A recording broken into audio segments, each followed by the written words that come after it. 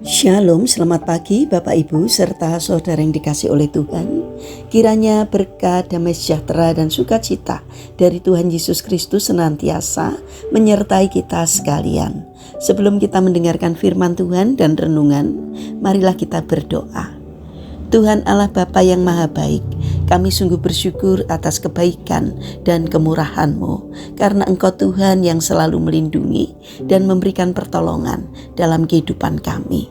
Jika saat ini kami akan mendengarkan firman-Mu, kami memohon Tuhan mengurapi kami dengan Roh Kudus-Mu, agar kami dapat mengerti dan memahami apa yang Tuhan sampaikan kepada kami, sehingga iman dan karakter kami semakin hari semakin bertumbuh menjadi lebih baik, dan biarlah firman-Mu selalu membimbing kami di dalam menjalani kehidupan ini, sehingga apa yang kami lakukan semakin berkenan di hati Tuhan.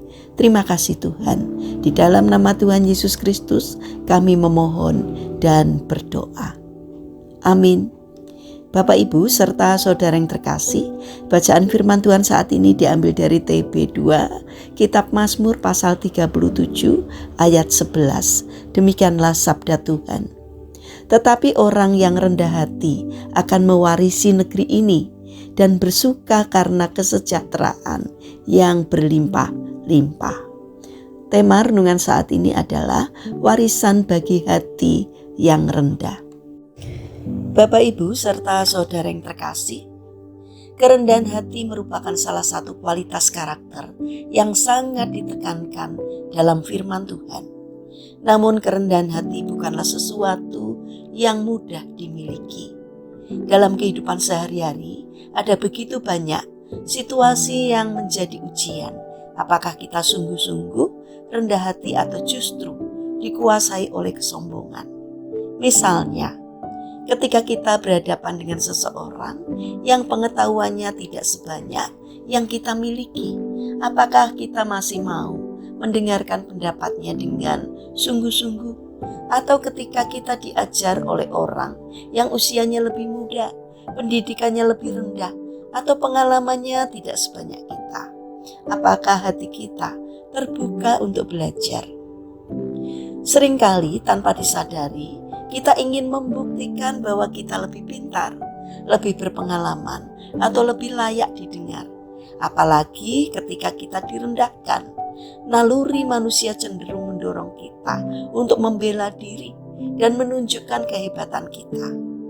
Jika kita jujur pada diri sendiri, memiliki kerendahan hati sejati memang tidak mudah. Sejak kejatuhan manusia ke dalam dosa, ada kecenderungan dalam diri manusia untuk ingin menjadi yang utama, diakui, dipuji, dan merasa paling benar. Bapak Ibu serta saudara yang terkasih, di dalam kitab Mazmur pasal 37 ayat 11 mengingatkan kepada kita bahwa justru orang yang rendah hati yang akan menerima janji dari Tuhan. Kerendahan hati bukanlah tanda kelemahan, melainkan sikap percaya penuh kepada Tuhan. Orang yang rendah hati tidak merasa perlu meninggikan diri, karena ia tahu bahwa Tuhanlah yang memegang kendali atas hidupnya.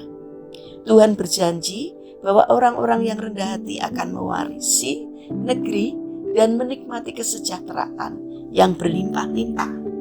Kesejahteraan itu bukan hanya soal materi, tetapi juga damai sejahtera di dalam hati, relasi yang sehat dengan sesama, dan hidup yang berkenan kepada Allah. Kerendahan hati tidak berbentuk secara instan. Ia lahir dari tekad yang kuat untuk taat kepada Tuhan dan dilatih setiap hari melalui keputusan-keputusan kecil. Memilih mendengarkan daripada berbicara, memilih mengalah daripada menang sendiri, serta memilih berserah daripada mengandalkan kekuatan diri. Semua itu hanya mungkin terjadi dengan pertolongan Roh Kudus yang terus memperbaharui hati kita. Bapak Ibu serta saudara yang dikasih oleh Tuhan Yesus Kristus, Tuhan Yesus Kristus adalah teladan kerendahan hati yang paling sempurna.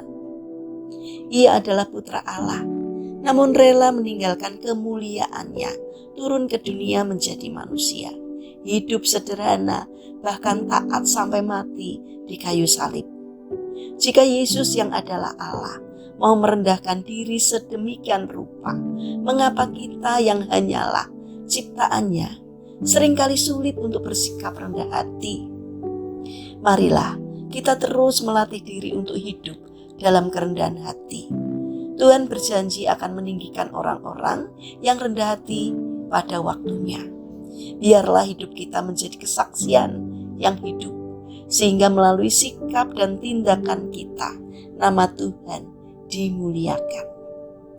Mari kita berdoa. Tuhan Yesus yang Maha Baik, tambahkanlah kerendahan hati dalam diri kami, agar kehadiran kami dapat menjadi sabda yang hidup bagi orang-orang yang ada di sekitar kami. Jangan biarkan kesombongan menguasai kami, karena kami hanyalah sebutir debu di hadapan-Mu. Mampukan kami untuk hidup rendah hati, supaya nama Tuhan saja yang kami tinggikan.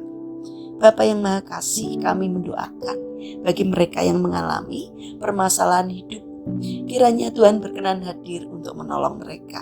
Bagi mereka yang terbaring sakit atau lemah fisik, kiranya Tuhan memberkati setiap upaya yang mereka lakukan.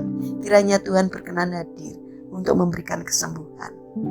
Bapa yang Maha Baik, kami ingin menyerahkan untuk setiap rencana dan aktivitas kami hari ini kepadamu. Berikanlah ketekunan dan semangat kepada kami dalam menjalani aktivitas kami hari ini. Kami memohon Tuhan yang senantiasa menyertai langkah kami, sehingga apapun yang boleh kami kerjakan boleh berkenan di hati Tuhan. Terima kasih Bapa, kami percaya bahwa Engkau akan menolong kami. Kami serahkan doa sembahyang kami kepada Allah yang hidup, yang kami kenal di dalam nama Tuhan Yesus Kristus. Amin. Puji Tuhan Bapak Ibu serta saudara yang terkasih, kiranya firman Tuhan dan renungan hari ini dapat menjadi berkat bagi kita semua. Haleluya.